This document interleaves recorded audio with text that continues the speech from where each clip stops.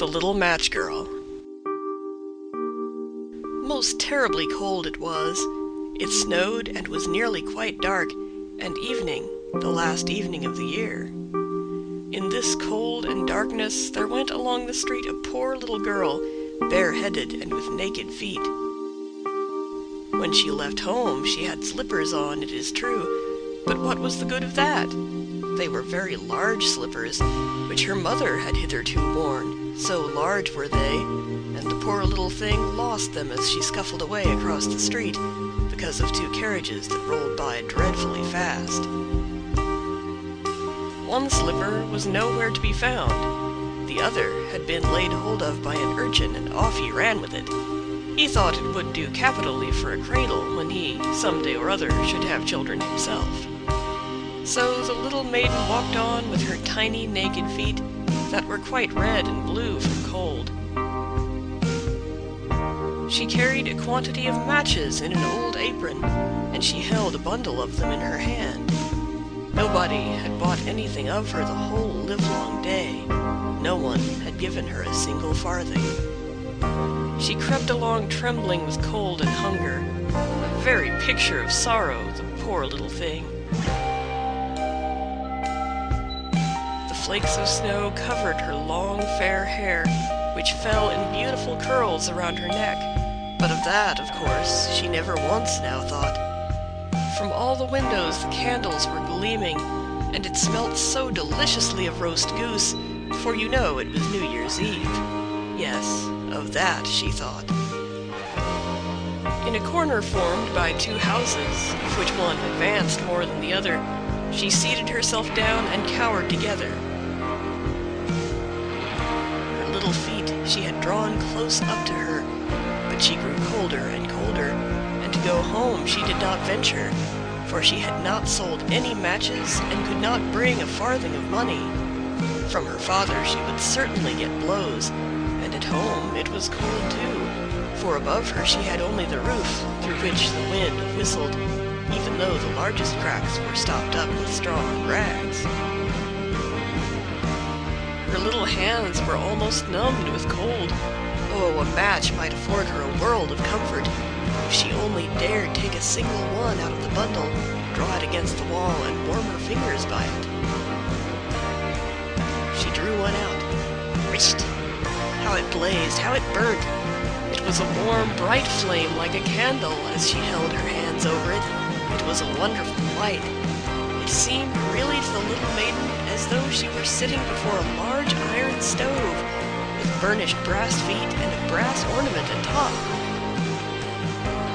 The fire burned with such blessed influence, it warmed so delightfully. The little girl had already stretched out her feet to warm them too, but the small flame went out, the stove vanished. She had only the remains of the burnt-out match in her hand. She rubbed another against the wall. It burned brightly, and where the light fell on the wall, there the wall became transparent like a veil, so that she could see into the room. On the table was spread a snow-white tablecloth.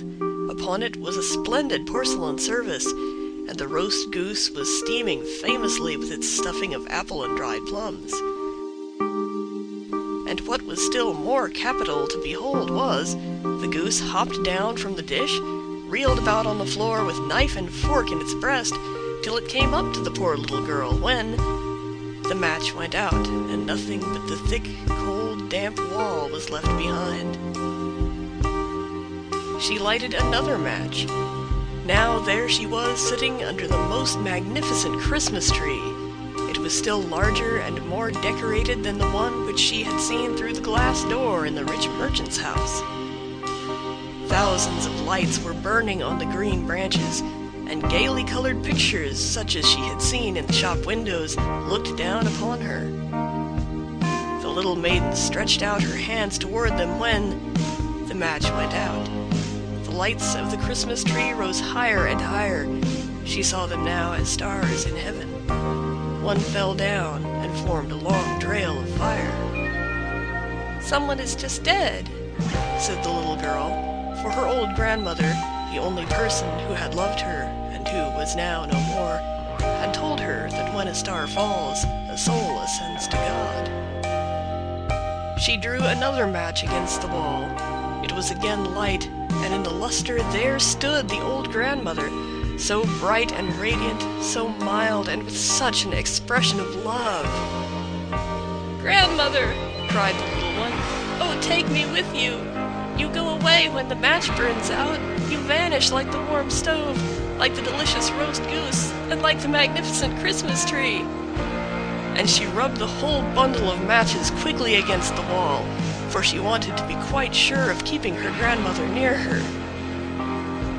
And the matches gave such a brilliant light that it was brighter than at noonday. Never formerly had the grandmother been so beautiful and so tall. She took the little maiden on her arm, and both flew in brightness and joy so high, so very high, and then above was neither cold nor hunger nor anxiety. They were with God.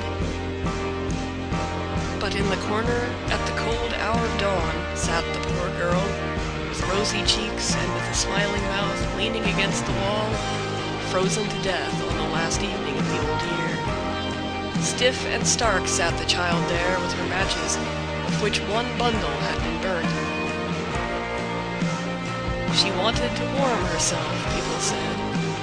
No one had the slightest suspicion of what beautiful things she had seen. No one even dreamed of the splendor in which, with her grandmother, she had entered on the joys of a new year.